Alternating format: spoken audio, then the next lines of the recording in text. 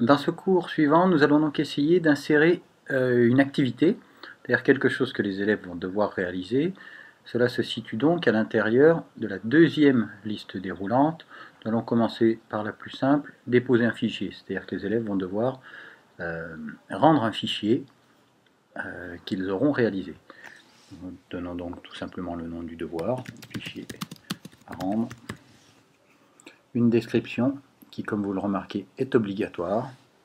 Donc cela peut consister en fait en la consigne que vous pouvez mettre ici, remplir le questionnaire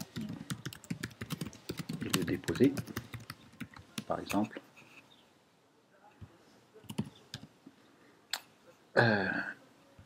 Ici, les différentes dates sur lesquelles qui vont intervenir sur le dépôt de ce fichier. Donc à partir de quel moment ce lien va apparaître, le lien qui va permettre aux élèves de déposer votre fichier. Vous pouvez le rendre disponible immédiatement en désactivant, ou alors le rendre visible uniquement à partir d'une certaine date. Vous pouvez aussi imposer, bien évidemment, une date jusqu'à laquelle il sera autorisé de rendre le fichier et empêcher les remises en retard. Voilà. Ici, pour plusieurs remises d'un devoir. Alors c'est un paramètre intéressant, surtout si vous commencez un travail par exemple à l'intérieur de l'établissement, que les élèves déposent leur fichier sur l'ONT, qu'ils doivent continuer à la maison, donc le redéposer ensuite une fois qu'ils l'auront complété à la maison. Donc ici il faudra forcément autoriser au moins 2 remises de devoirs, donc plusieurs.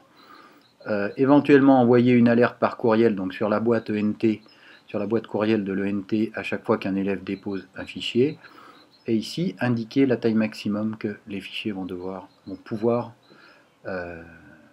atteindre. Vous enregistrez, ça y est, l'activité est opérationnelle. Ici, le fichier à rendre.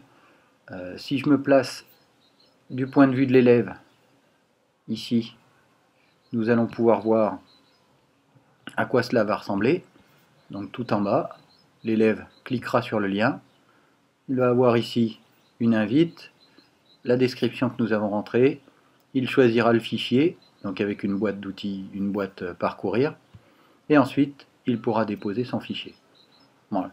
Du point de vue de l'enseignant, je retourne à mon rôle normal, cela va apparaître différemment, bien entendu. Lorsque vous cliquerez ici, vous verrez le nombre de fichiers qui ont déjà été rendus par les élèves, et alors ici personne n'est inscrit à ce cours pour l'instant. Ici vous verrez apparaître la liste des utilisateurs avec le nom de leur fichier qu'ils ont rendu. Voilà, je vous remercie.